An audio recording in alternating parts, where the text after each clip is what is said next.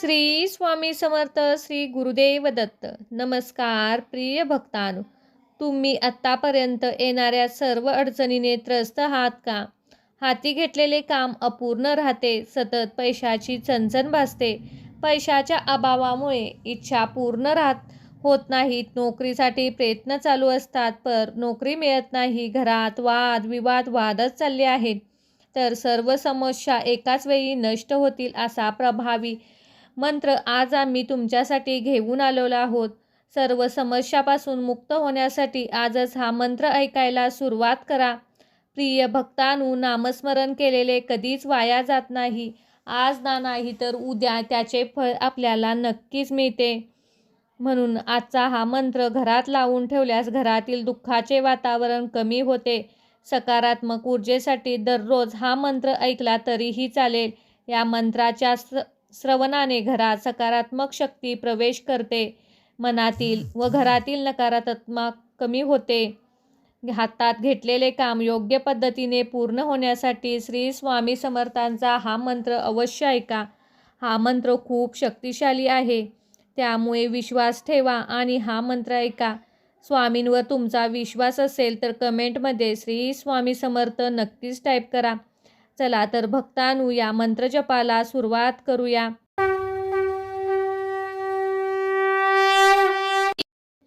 ओम श्री स्वामी समर्थाय धनप्रदाय नमो नमः. ओम श्री स्वामी समर्थाय धनप्रदाय नमो नमः. ओम श्री स्वामी समर्थाय धनप्रदाय नमो नमः. ओम श्री स्वामी समर्थाय धनप्रदाय नमो नमः. ओम श्री स्वामी समर्थाय धनप्रदाय नमो नमः. ओम श्री स्वामी समर्थाय धनप्रदाय नमो नमः. ओम श्री स्वामी समर्थाय धनप्रदाय नमो नमः. ओम श्री स्वामी समर्थाय धनप्रदाय नमो नमः. ओम श्री स्वामी समर्थाय धनप्रदाय नमो नमः. ओम श्री स्वामी समर्थाय धनप्रदाय नमो नमः. ओम श्री स्वामी समर्थाय धनप्रदाय नमो नमः. ओम श्री स्वामी समर्थाय धनप्रदाय नमो नमः. ओम श्री स्वामी समर्थाय धनप्रदाय नमो नमः. ओम श्री स्वामी समर्थाय धनप्रदाय नमो नमः.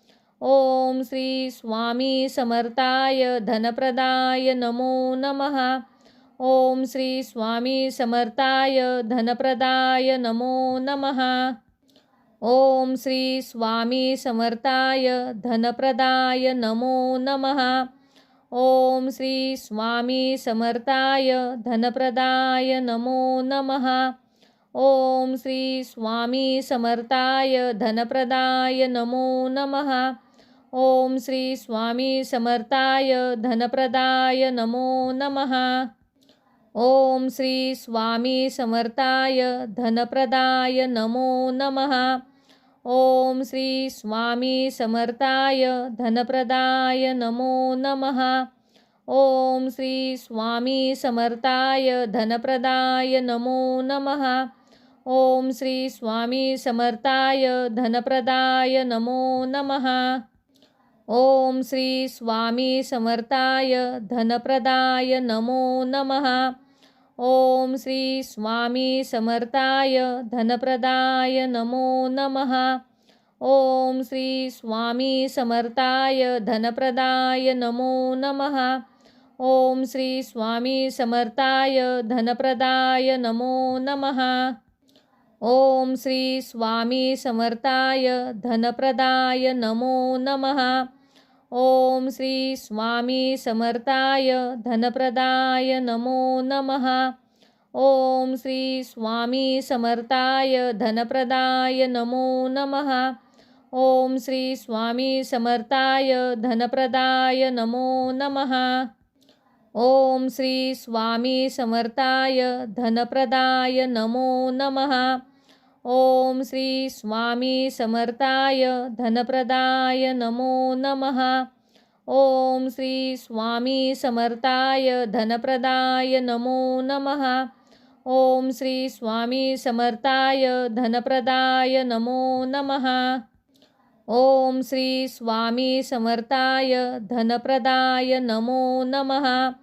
ओम श्री स्वामी समर्थाय धनप्रदाय नमो नमः। ओम श्री स्वामी समर्थाय धनप्रदाय नमो नमः।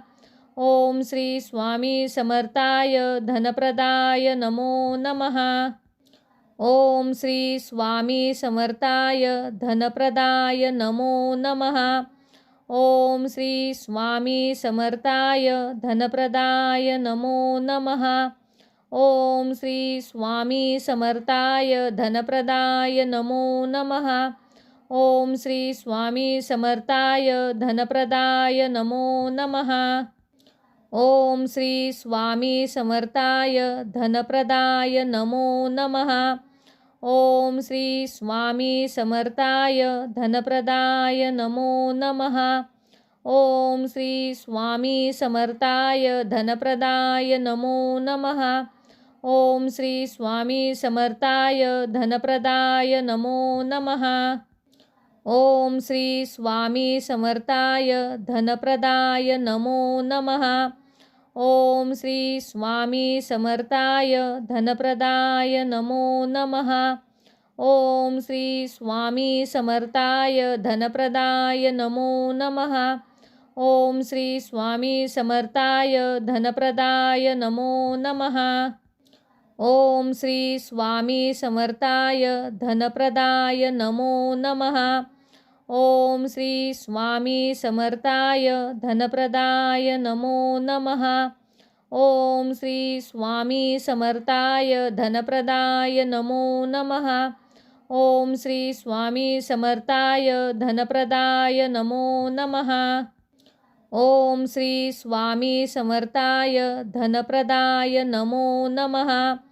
ओम श्री स्वामी समर्थाय धनप्रदाय नमो नमः। ओम श्री स्वामी समर्थाय धनप्रदाय नमो नमः। ओम श्री स्वामी समर्थाय धनप्रदाय नमो नमः।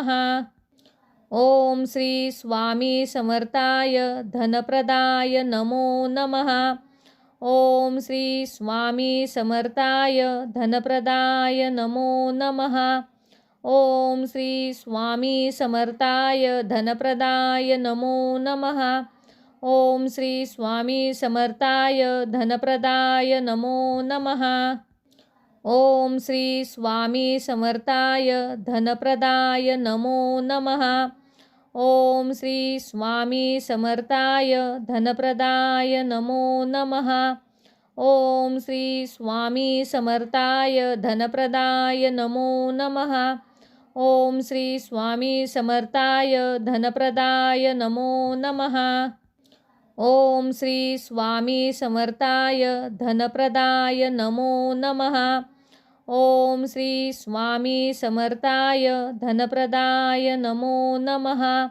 ओम श्री स्वामी समर्थाय धनप्रदाय नमो नमः। ओम श्री स्वामी समर्थाय धनप्रदाय नमो नमः। ओम श्री स्वामी समर्थाय धनप्रदाय नमो नमः। ओम श्री स्वामी समर्थाय धनप्रदाय नमो नमः। ओम श्री स्वामी समर्थाय धनप्रदाय नमो नमः। ओम श्री स्वामी समर्थाय धनप्रदाय नमो नमः। ओम श्री स्वामी समर्थाय धनप्रदाय नमो नमः। ओम श्री स्वामी समर्थाय धनप्रदाय नमो नमः।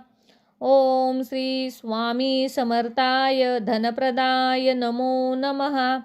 ओम श्री स्वामी समर्थाय धनप्रदाय नमो नमः। ओम श्री स्वामी समर्थाय धनप्रदाय नमो नमः। ओम श्री स्वामी समर्थाय धनप्रदाय नमो नमः। ओम श्री स्वामी समर्थाय धनप्रदाय नमो नमः। ओम श्री स्वामी समर्थाय धनप्रदाय नमो नमः। ओम श्री स्वामी समर्थाय धनप्रदाय नमो नमः।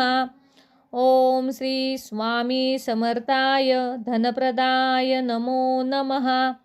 ओम श्री स्वामी समर्थाय धनप्रदाय नमो नमः। ओम श्री स्वामी समर्थाय धनप्रदाय नमो नमः। ओम श्री स्वामी समर्थाय धनप्रदाय नमो नमः। ओम श्री स्वामी समर्थाय धनप्रदाय नमो नमः।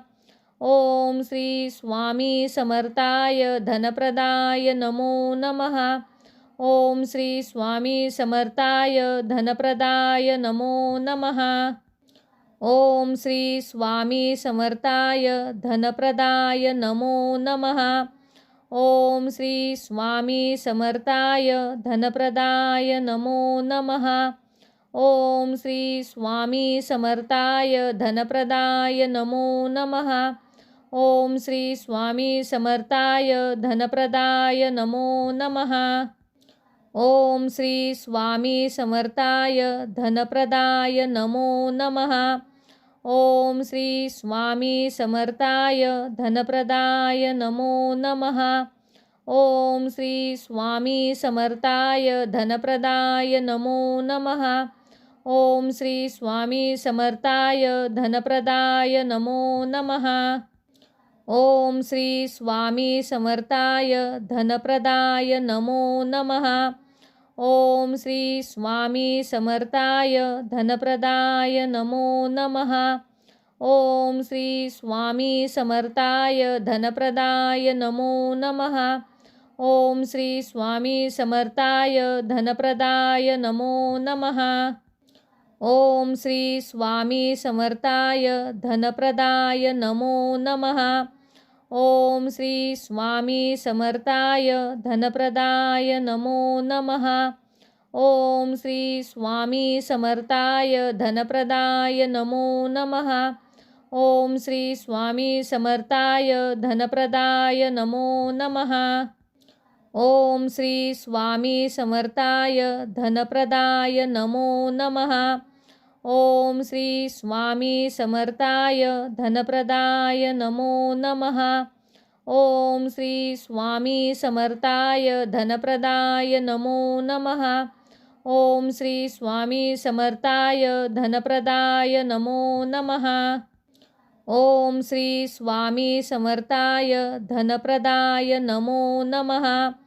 ओम श्री स्वामी समर्थाय धनप्रदाय नमो नमः। ओम श्री स्वामी समर्थाय धनप्रदाय नमो नमः। ओम श्री स्वामी समर्थाय धनप्रदाय नमो नमः। ओम श्री स्वामी समर्थाय धनप्रदाय नमो नमः। ओम श्री स्वामी समर्थाय धनप्रदाय नमो नमः। ओम श्री स्वामी समर्थाय धनप्रदाय नमो नमः। ओम श्री स्वामी समर्थाय धनप्रदाय नमो नमः।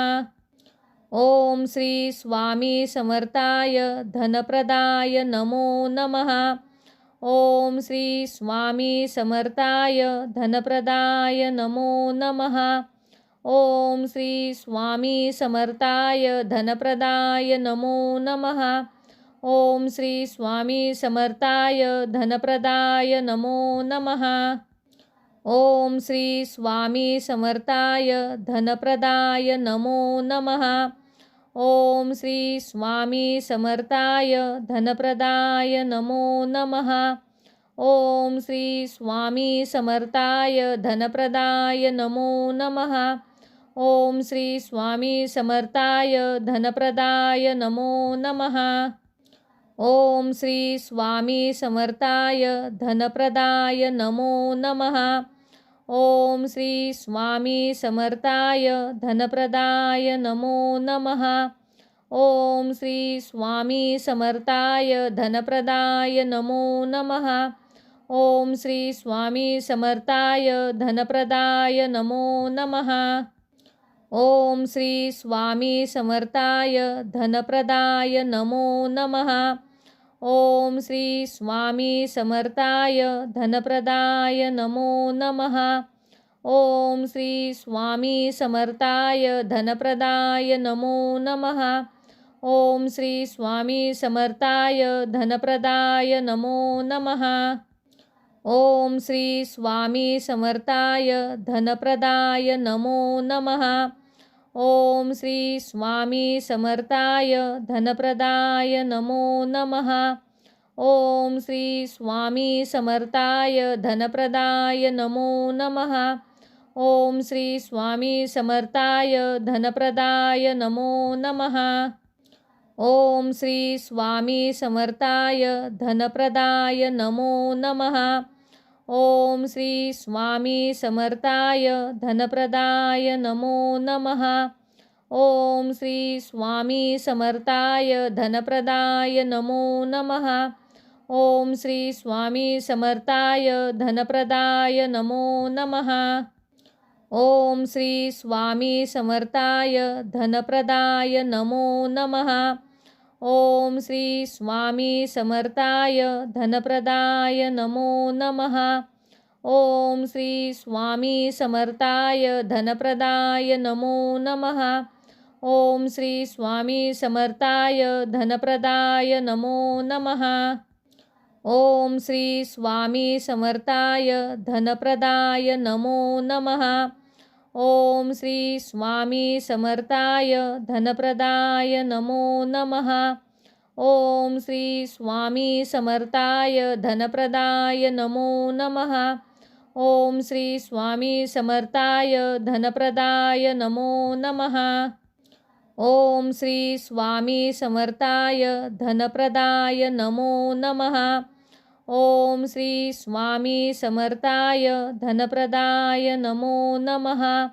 ओम श्री स्वामी समर्थाय धनप्रदाय नमो नमः।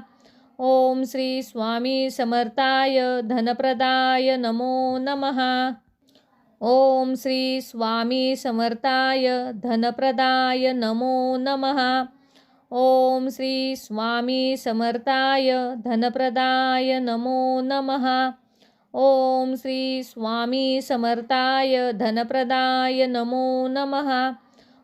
श्री स्वामी समर्थाय धनप्रदाय नमो नमः।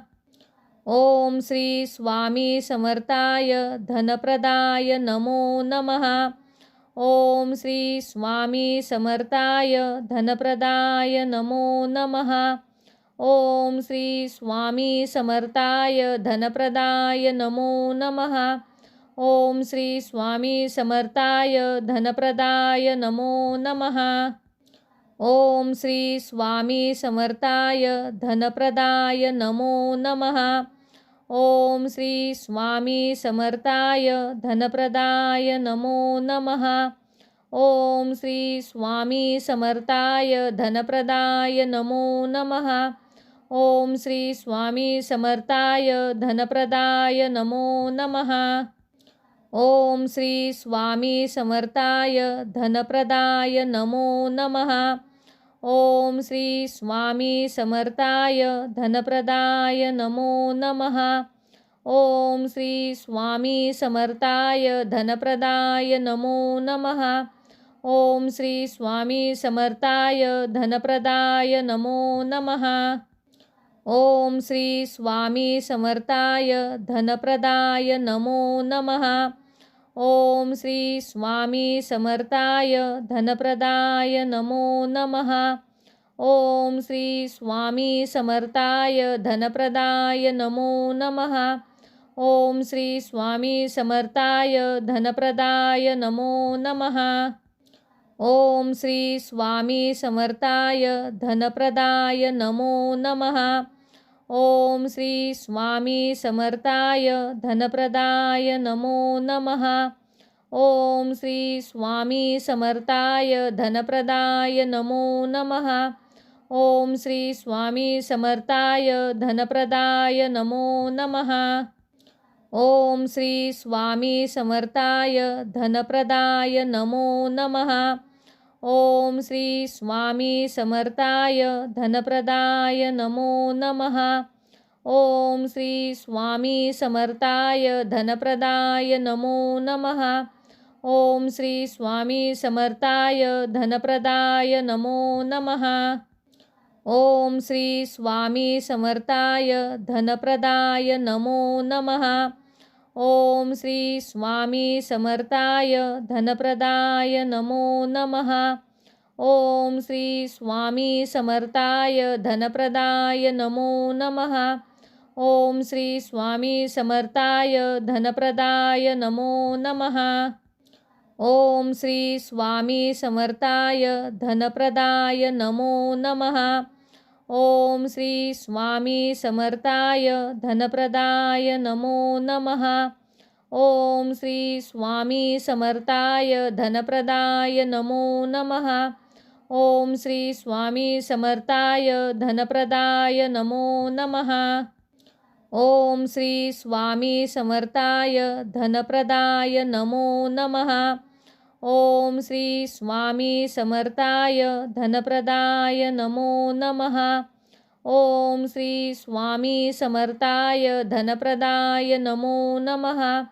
ओम श्री स्वामी समर्थाय धनप्रदाय नमो नमः। ओम श्री स्वामी समर्थाय धनप्रदाय नमो नमः। ओम श्री स्वामी समर्थाय धनप्रदाय नमो नमः। ओम श्री स्वामी समर्थाय धनप्रदाय नमो नमः। ओम श्री स्वामी समर्थाय धनप्रदाय नमो नमः। ओम श्री स्वामी समर्थाय धनप्रदाय नमो नमः। ओम श्री स्वामी समर्थाय धनप्रदाय नमो नमः।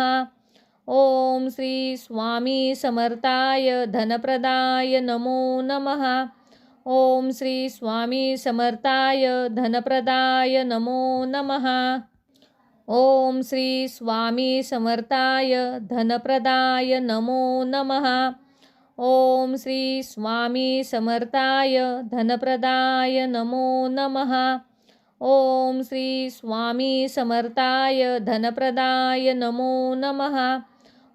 श्री स्वामी समर्थाय धनप्रदाय नमो नमः। ओम श्री स्वामी समर्थाय धनप्रदाय नमो नमः। ओम श्री स्वामी समर्थाय धनप्रदाय नमो नमः। ओम श्री स्वामी समर्थाय धनप्रदाय नमो नमः। ओम श्री स्वामी समर्थाय धनप्रदाय नमो नमः। ओम श्री स्वामी समर्थाय धनप्रदाय नमो नमः। ओम श्री स्वामी समर्थाय धनप्रदाय नमो नमः। ओम श्री स्वामी समर्थाय धनप्रदाय नमो नमः।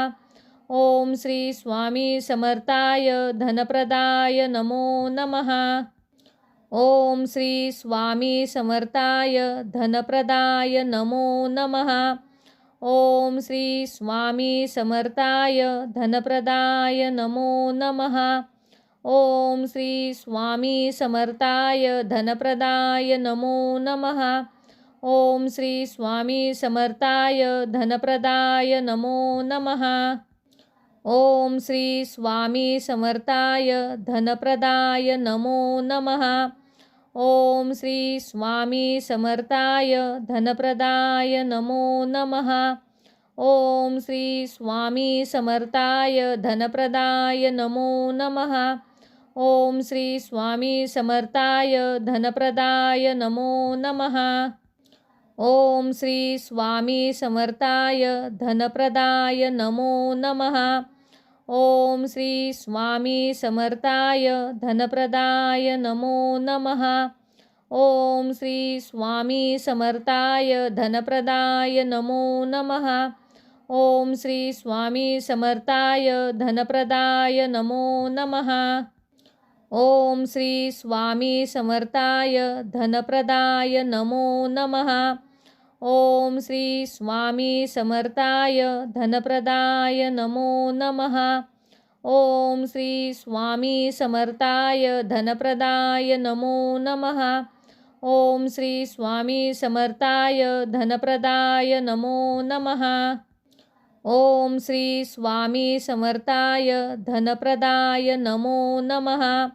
ओम श्री स्वामी समर्थाय धनप्रदाय नमो नमः।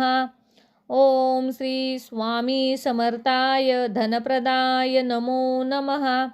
ओम श्री स्वामी समर्थाय धनप्रदाय नमो नमः। ओम श्री स्वामी समर्थाय धनप्रदाय नमो नमः।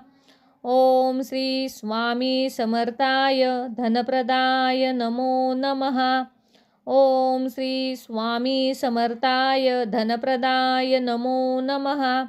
ओम श्री स्वामी समर्थाय धनप्रदाय नमो नमः। ओम श्री स्वामी समर्थाय धनप्रदाय नमो नमः।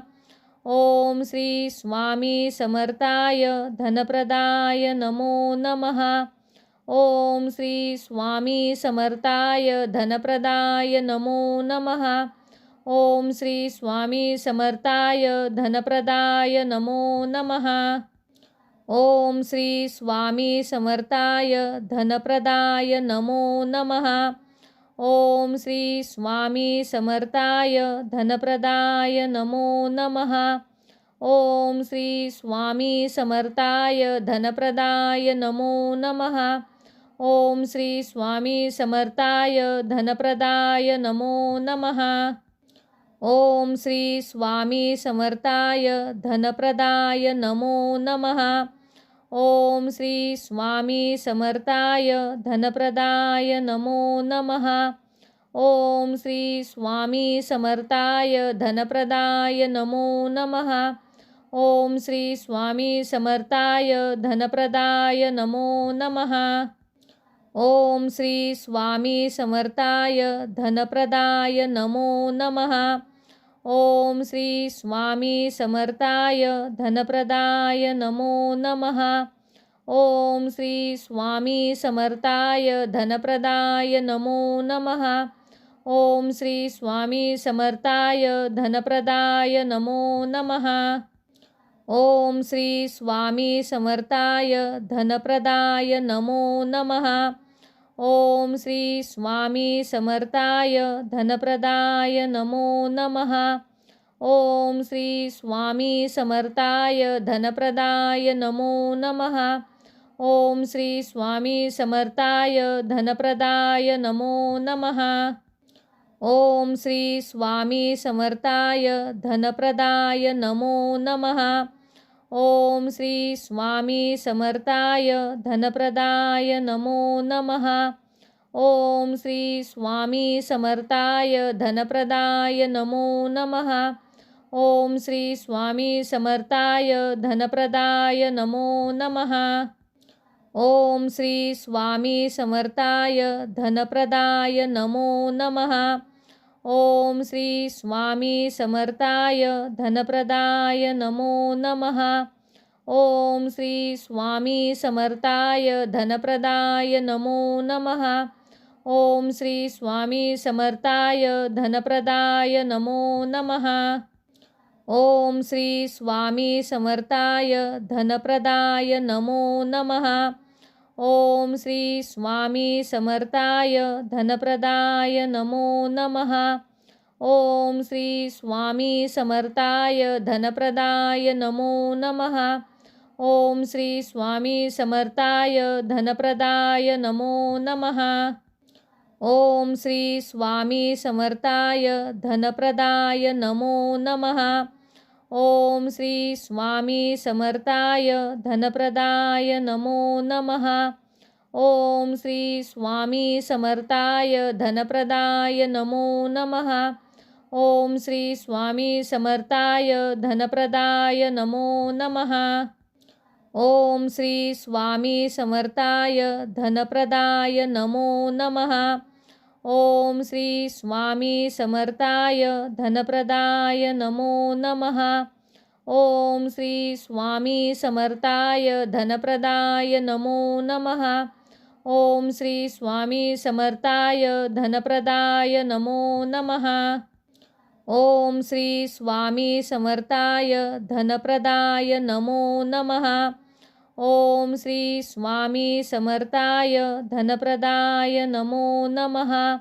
ओम श्री स्वामी समर्थाय धनप्रदाय नमो नमः। ओम श्री स्वामी समर्थाय धनप्रदाय नमो नमः। ओम श्री स्वामी समर्थाय धनप्रदाय नमो नमः। ओम श्री स्वामी समर्थाय धनप्रदाय नमो नमः। ओम श्री स्वामी समर्थाय धनप्रदाय नमो नमः। ओम श्री स्वामी समर्थाय धनप्रदाय नमो नमः। ओम श्री स्वामी समर्थाय धनप्रदाय नमो नमः। ओम श्री स्वामी समर्थाय धनप्रदाय नमो नमः। ओम श्री स्वामी समर्थाय धनप्रदाय नमो नमः। ओम श्री स्वामी समर्थाय धनप्रदाय नमो नमः। ओम श्री स्वामी समर्थाय धनप्रदाय नमो नमः। ओम श्री स्वामी समर्थाय धनप्रदाय नमो नमः। ओम श्री स्वामी समर्थाय धनप्रदाय नमो नमः। ओम श्री स्वामी समर्थाय धनप्रदाय नमो नमः। ओम श्री स्वामी समर्थाय धनप्रदाय नमो नमः। ओम श्री स्वामी समर्थाय धनप्रदाय नमो नमः। ओम श्री स्वामी समर्थाय धनप्रदाय नमो नमः। ओम श्री स्वामी समर्थाय धनप्रदाय नमो नमः। ओम श्री स्वामी समर्थाय धनप्रदाय नमो नमः। ओम श्री स्वामी समर्थाय धनप्रदाय नमो नमः। ओम श्री स्वामी समर्थाय धनप्रदाय नमो नमः। ओम श्री स्वामी समर्थाय धनप्रदाय नमो नमः। ओम श्री स्वामी समर्थाय धनप्रदाय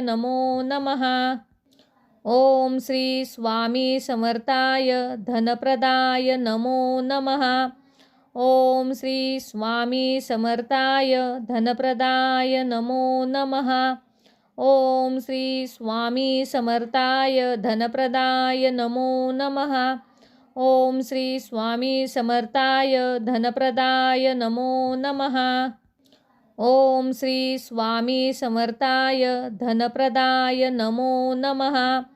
ओम श्री स्वामी समर्थाय धनप्रदाय नमो नमः। ओम श्री स्वामी समर्थाय धनप्रदाय नमो नमः। ओम श्री स्वामी समर्थाय धनप्रदाय नमो नमः। ओम श्री स्वामी समर्थाय धनप्रदाय नमो नमः। ओम श्री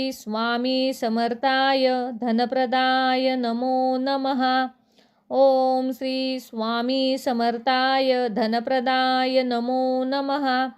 ओम श्री स्वामी समर्थाय धनप्रदाय नमो नमः। ओम श्री स्वामी समर्थाय धनप्रदाय नमो नमः। ओम श्री स्वामी समर्थाय धनप्रदाय नमो नमः। ओम श्री स्वामी समर्थाय धनप्रदाय नमो नमः। ओम श्री स्वामी समर्थाय धनप्रदाय नमो नमः। ओम श्री स्वामी समर्थाय धनप्रदाय नमो नमः। ओम श्री स्वामी समर्थाय धनप्रदाय नमो नमः। ओम श्री स्वामी समर्थाय धनप्रदाय नमो नमः। ओम श्री स्वामी समर्थाय धनप्रदाय नमो नमः। ओम श्री स्वामी समर्थाय धनप्रदाय नमो नमः। ओम श्री स्वामी समर्थाय धनप्रदाय नमो नमः। ओम श्री स्वामी समर्थाय धनप्रदाय नमो नमः। ओम श्री स्वामी समर्थाय धनप्रदाय नमो नमः। ओम श्री स्वामी समर्थाय धनप्रदाय नमो नमः। ओम श्री स्वामी समर्थाय धनप्रदाय नमो नमः। ओम श्री स्वामी समर्थाय धनप्रदाय नमो नमः। ओम श्री स्वामी समर्थाय धनप्रदाय नमो नमः। ओम श्री स्वामी समर्थाय धनप्रदाय नमो नमः। ओम श्री स्वामी समर्थाय धनप्रदाय नमो नमः। ओम श्री स्वामी समर्थाय धनप्रदाय नमो नमः। ओम श्री स्वामी समर्थाय धनप्रदाय नमो नमः। ओम श्री स्वामी समर्थाय धनप्रदाय नमो नमः। ओम श्री स्वामी समर्थाय धनप्रदाय नमो नमः। ओम श्री स्वामी समर्थाय धनप्रदाय नमो नमः। ओम श्री स्वामी समर्थाय धनप्रदाय नमो नमः। ओम श्री स्वामी समर्थाय धनप्रदाय नमो नमः। ओम श्री स्वामी समर्थाय धनप्रदाय नमो नमः। ओम श्री स्वामी समर्थाय धनप्रदाय नमो नमः। ओम श्री स्वामी समर्थाय धनप्रदाय नमो नमः। ओम श्री स्वामी समर्थाय धनप्रदाय नमो नमः। ओम श्री स्वामी समर्थाय धनप्रदाय नमो नमः। ओम श्री स्वामी समर्थाय धनप्रदाय नमो नमः। ओम श्री स्वामी समर्थाय धनप्रदाय नमो नमः। ओम श्री स्वामी समर्थाय धनप्रदाय नमो नमः। ओम श्री स्वामी समर्थाय धनप्रदाय नमो नमः। ओम श्री स्वामी समर्थाय धनप्रदाय नमो नमः। ओम श्री स्वामी समर्थाय धनप्रदाय नमो नमः। ओम श्री स्वामी समर्थाय धनप्रदाय नमो नमः। ओम श्री स्वामी समर्थाय धनप्रदाय नमो नमः। ओम श्री स्वामी समर्थाय धनप्रदाय नमो नमः। ओम श्री स्वामी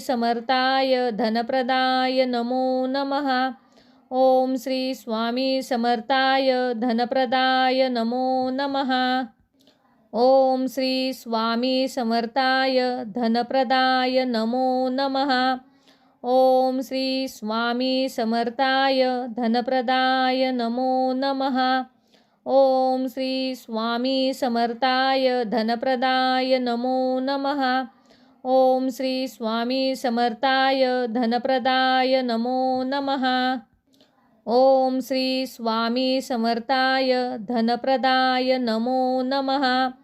ओम श्री स्वामी समर्थाय धनप्रदाय नमो नमः। ओम श्री स्वामी समर्थाय धनप्रदाय नमो नमः।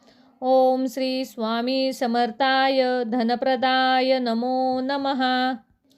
ओम श्री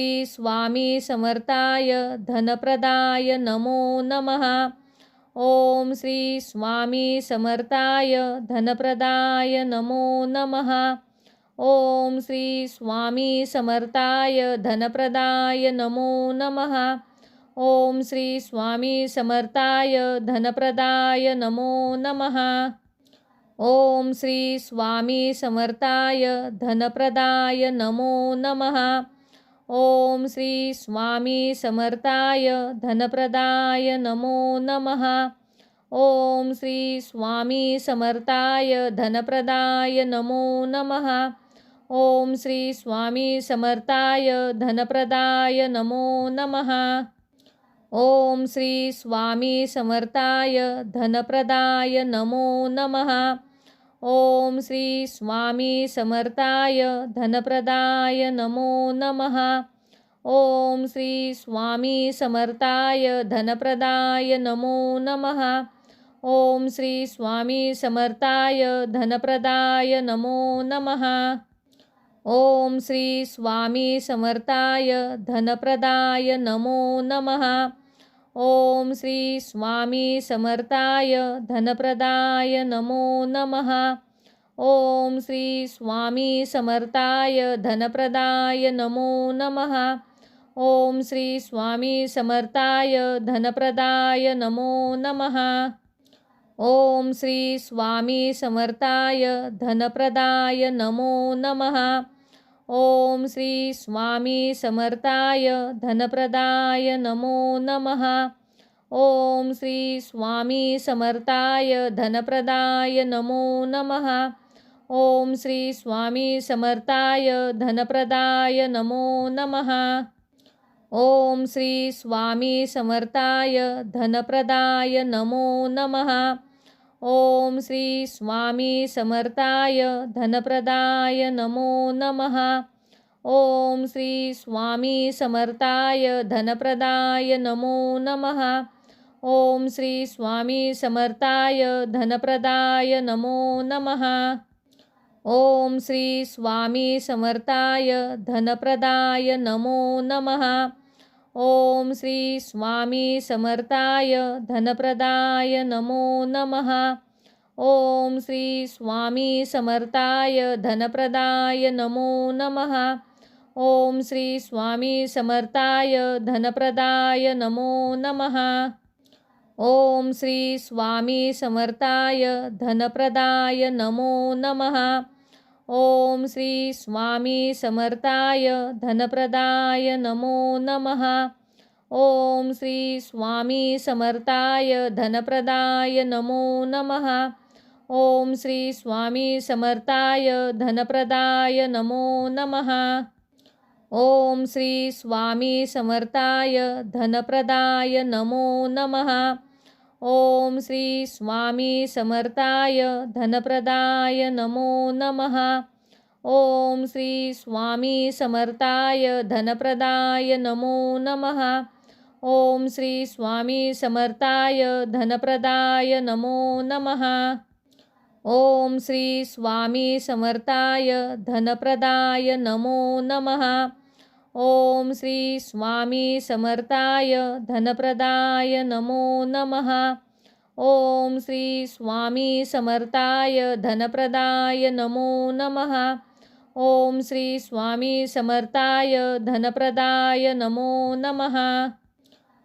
श्री स्वामी समर्थाय धनप्रदाय नमो नमः। ओम श्री स्वामी समर्थाय धनप्रदाय नमो नमः। ओम श्री स्वामी समर्थाय धनप्रदाय नमो नमः। ओम श्री स्वामी समर्थाय धनप्रदाय नमो नमः।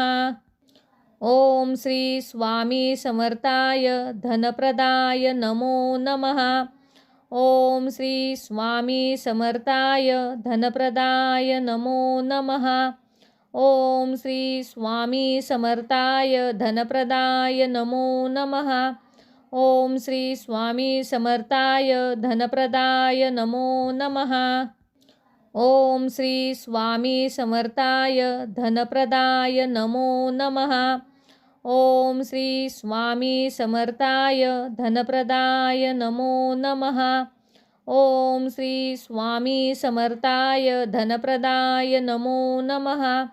ओम श्री स्वामी समर्थाय धनप्रदाय नमो नमः। ओम श्री स्वामी समर्थाय धनप्रदाय नमो नमः। ओम श्री स्वामी समर्थाय धनप्रदाय नमो नमः। ओम श्री स्वामी समर्थाय धनप्रदाय नमो नमः। ओम श्री स्वामी समर्थाय धनप्रदाय नमो नमः। ओम श्री स्वामी समर्थाय धनप्रदाय नमो नमः। ओम श्री स्वामी समर्थाय धनप्रदाय नमो नमः। ओम श्री स्वामी समर्थाय धनप्रदाय नमो नमः। ओम श्री स्वामी समर्थाय धनप्रदाय नमो नमः। ओम श्री स्वामी समर्थाय धनप्रदाय नमो नमः। ओम श्री स्वामी समर्थाय धनप्रदाय नमो नमः। ओम श्री स्वामी समर्थाय धनप्रदाय नमो नमः। ओम श्री स्वामी समर्थाय धनप्रदाय नमो नमः। ओम श्री स्वामी समर्थाय धनप्रदाय नमो नमः। ओम श्री स्वामी समर्थाय धनप्रदाय नमो नमः। ओम श्री स्वामी समर्थाय धनप्रदाय नमो नमः। ओम श्री स्वामी समर्थाय धनप्रदाय नमो नमः। ओम श्री स्वामी समर्थाय धनप्रदाय नमो नमः। ओम श्री स्वामी समर्थाय धनप्रदाय नमो नमः। ओम श्री स्वामी समर्थाय धनप्रदाय नमो नमः। ओम श्री स्वामी समर्थाय धनप्रदाय नमो नमः। ओम श्री स्वामी समर्थाय धनप्रदाय नमो नमः। ओम श्री स्वामी समर्थाय धनप्रदाय नमो नमः। ओम श्री स्वामी समर्थाय धनप्रदाय नमो नमः। ओम श्री स्वामी समर्थाय धनप्रदाय नमो नमः। ओम श्री स्वामी समर्थाय धनप्रदाय नमो नमः। ओम श्री स्वामी समर्थाय धनप्रदाय नमो नमः। ओम श्री स्वामी समर्थाय धनप्रदाय नमो नमः।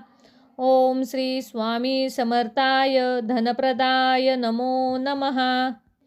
ओम श्री स्वामी समर्थाय धनप्रदाय नमो नमः। ओम श्री स्वामी समर्थाय धनप्रदाय नमो नमः। ओम श्री स्वामी समर्थाय धनप्रदाय नमो नमः। ओम श्री स्वामी समर्थाय धनप्रदाय नमो नमः। ओम श्री स्वामी समर्थाय धनप्रदाय नमो नमः। ओम श्री स्वामी समर्थाय धनप्रदाय नमो नमः। ओम श्री स्वामी समर्थाय धनप्रदाय नमो नमः। ओम श्री स्वामी समर्थाय धनप्रदाय नमो नमः। ओम श्री स्वामी समर्थाय धनप्रदाय नमो नमः। ओम श्री स्वामी समर्थाय धनप्रदाय नमो नमः। ओम श्री स्वामी समर्थाय धनप्रदाय नमो नमः।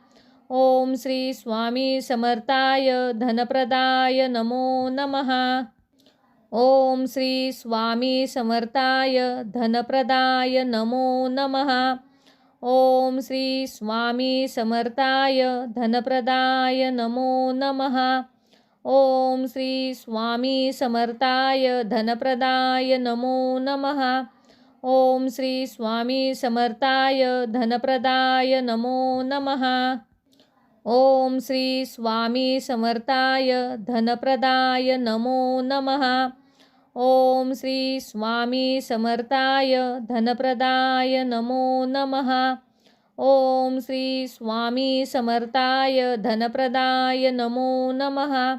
ओम श्री स्वामी समर्थाय धनप्रदाय नमो नमः। ओम श्री स्वामी समर्थाय धनप्रदाय नमो नमः। ओम श्री स्वामी समर्थाय धनप्रदाय नमो नमः। ओम श्री स्वामी समर्थाय धनप्रदाय नमो नमः। ओम श्री स्वामी समर्थाय धनप्रदाय नमो नमः। ओम श्री स्वामी समर्थाय धनप्रदाय नमो नमः। ओम श्री स्वामी समर्थाय धनप्रदाय नमो नमः। ओम श्री स्वामी समर्थाय धनप्रदाय नमो नमः। ओम श्री स्वामी समर्थाय धनप्रदाय नमो नमः। ओम श्री स्वामी समर्थाय धनप्रदाय नमो नमः। ओम श्री स्वामी समर्थाय धनप्रदाय नमो नमः। ओम श्री स्वामी समर्थाय धनप्रदाय नमो नमः। ओम श्री स्वामी समर्थाय धनप्रदाय नमो नमः। ओम श्री स्वामी समर्थाय धनप्रदाय नमो नमः। ओम श्री स्वामी समर्थाय धनप्रदाय नमो नमः। ओम श्री स्वामी समर्थाय धनप्रदाय नमो नमः। ओम श्री स्वामी समर्थाय धनप्रदाय नमो नमः। ओम श्री स्वामी समर्थाय धनप्रदाय नमो नमः। ओम श्री स्वामी समर्थाय धनप्रदाय नमो नमः। ओम श्री स्वामी समर्थाय धनप्रदाय नमो नमः। ओम श्री स्वामी समर्थाय धनप्रदाय नमो नमः। ओम श्री स्वामी समर्थाय धनप्रदाय नमो नमः। ओम श्री स्वामी समर्थाय धनप्रदाय नमो नमः। ओम श्री स्वामी समर्थाय धनप्रदाय नमो नमः। ओम श्री स्वामी समर्थाय धनप्रदाय नमो नमः। ओम श्री स्वामी समर्थाय धनप्रदाय नमो नमः। ओम श्री स्वामी समर्थाय धनप्रदाय नमो नमः। ओम श्री स्वामी समर्थाय धनप्रदाय नमो नमः। ओम श्री स्वामी समर्थाय धनप्रदाय नमो नमः। ओम श्री स्वामी समर्थाय धनप्रदाय नमो नमः। ओम श्री स्वामी समर्थाय धनप्रदाय नमो नमः। ओम श्री स्वामी समर्थाय धनप्रदाय नमो नमः। ओम श्री स्वामी समर्थाय धनप्रदाय नमो नमः। ओम श्री स्वामी समर्थाय धनप्रदाय नमो नमः।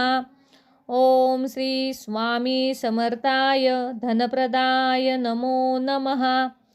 ओम श्री स्वामी समर्थाय धनप्रदाय नमो नमः।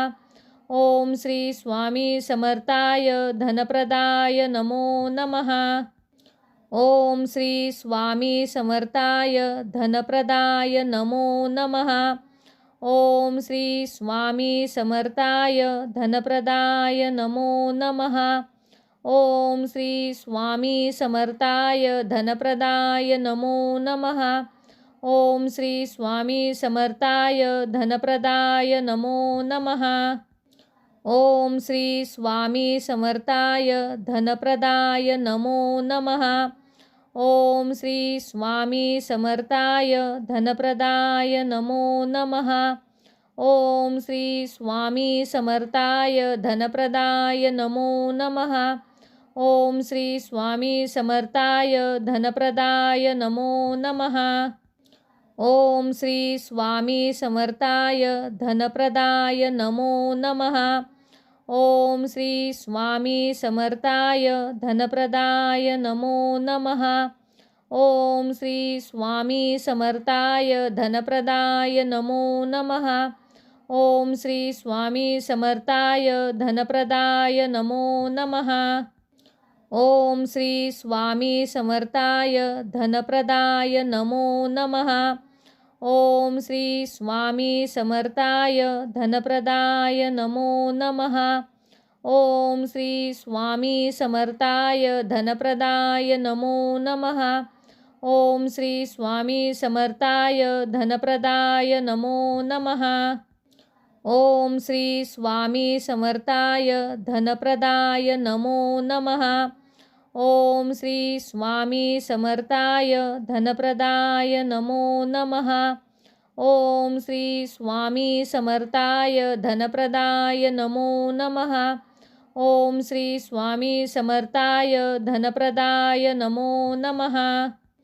ओम श्री स्वामी समर्थाय धनप्रदाय नमो नमः।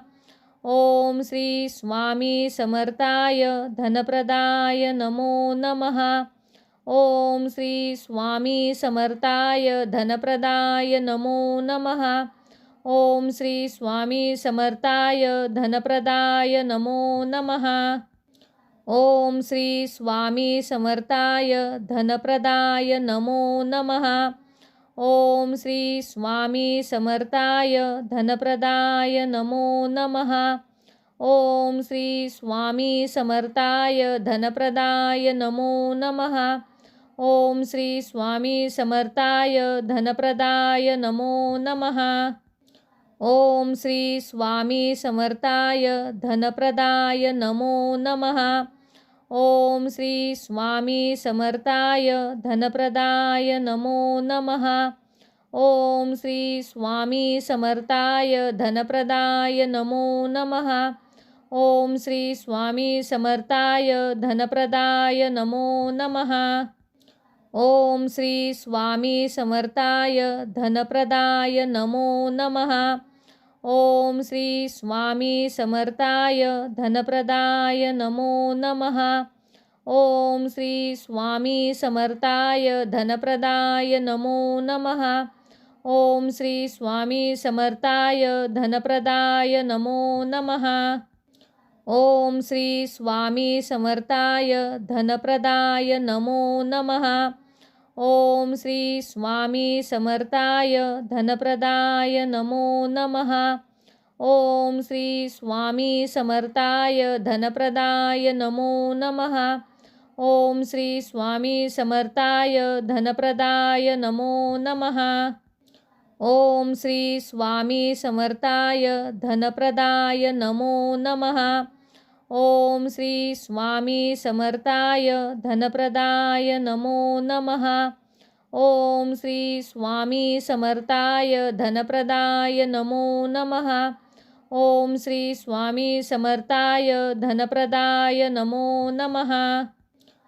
ओम श्री स्वामी समर्थाय धनप्रदाय नमो नमः। ओम श्री स्वामी समर्थाय धनप्रदाय नमो नमः। ओम श्री स्वामी समर्थाय धनप्रदाय नमो नमः। ओम श्री स्वामी समर्थाय धनप्रदाय नमो नमः। ओम श्री स्वामी समर्थाय धनप्रदाय नमो नमः। ओम श्री स्वामी समर्थाय धनप्रदाय नमो नमः। ओम श्री स्वामी समर्थाय धनप्रदाय नमो नमः। ओम श्री स्वामी समर्थाय धनप्रदाय नमो नमः। ओम श्री स्वामी समर्थाय धनप्रदाय नमो नमः। ओम श्री स्वामी समर्थाय धनप्रदाय नमो नमः। ओम श्री स्वामी समर्थाय धनप्रदाय नमो नमः। ओम श्री स्वामी समर्थाय धनप्रदाय नमो नमः। ओम श्री स्वामी समर्थाय धनप्रदाय नमो नमः। ओम श्री स्वामी समर्थाय धनप्रदाय नमो नमः। ओम श्री स्वामी समर्थाय धनप्रदाय नमो नमः।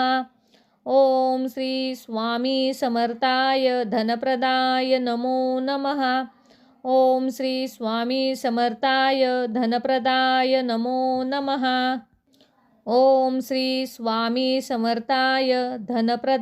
नमो नमः।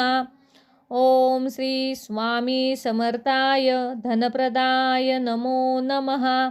ओम श्री स्वामी समर्थाय धनप्रदाय नमो नमः। ओम श्री स्वामी समर्थाय धनप्रदाय नमो नमः। ओम श्री स्वामी समर्थाय धनप्रदाय नमो नमः। ओम श्री स्वामी समर्थाय धनप्रदाय नमो नमः। ओम श्री स्वामी समर्थाय धनप्रदाय नमो नमः। ओम श्री स्वामी समर्थाय धनप्रदाय नमो नमः।